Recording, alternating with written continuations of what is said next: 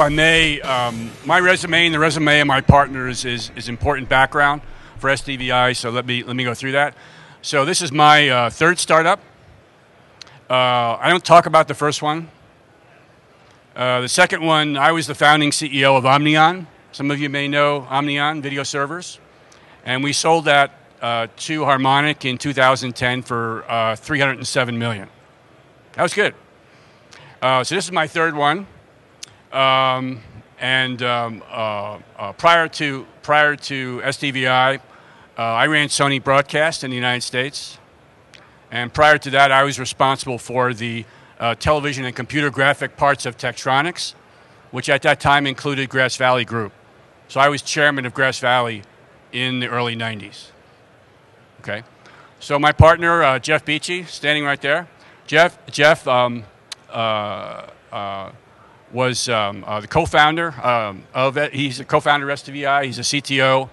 And he was the architect of all the Omnion products. And we worked together at Tektronix. Simon Eldridge, right over there. So Simon is Chief Product Officer, and he had a principal role in defining Omnion software products. So you might say, gee, these guys are broadcasters. Yeah, but we're frustrated broadcasters.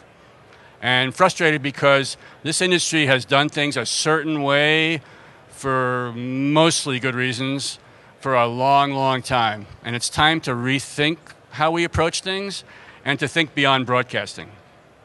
How do you go beyond broadcasting? What do you mean by that? Beyond broadcasting. So walk around this floor, and the future is about delivering high-quality content directly to consumers using any kind of device, right? So a phone, a computer, even a TV set.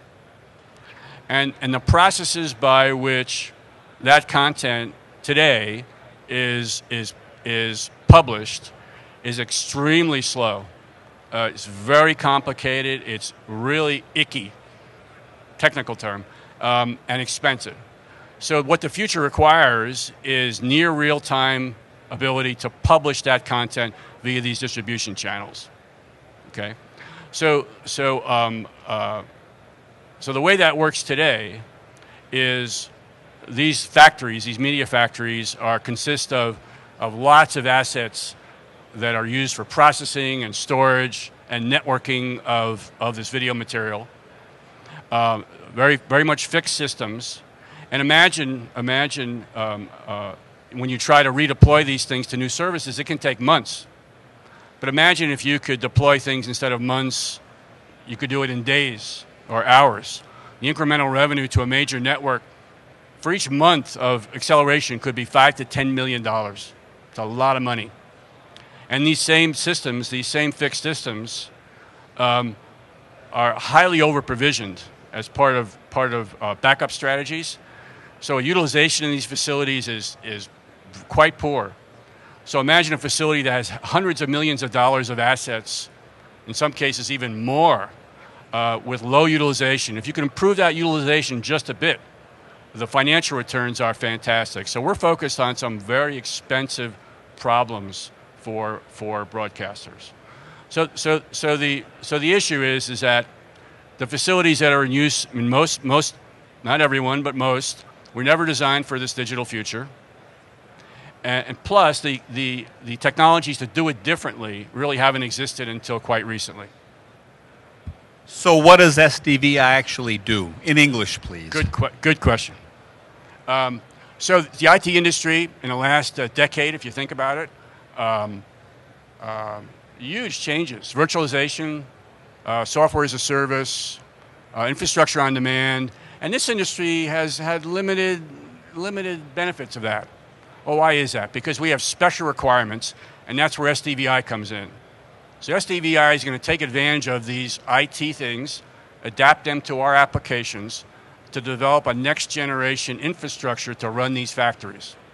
An infrastructure that's controlled in software, configurable on the fly to support any kind of publishing of high quality content via digital services or even traditional television. So our product is a SaaS that performs this critical resource management function in this facility of the future. So who are your customers? How do you make money? So our launch customer is the Fox Networks Group in Los Angeles, and we are in contract negotiations with 2 other similar-sized media companies, because as you can imagine, we solve a very expensive problem. So they are highly motivated to work with us. Any other comments? Let's see, any other comments? So it's fun talking about this.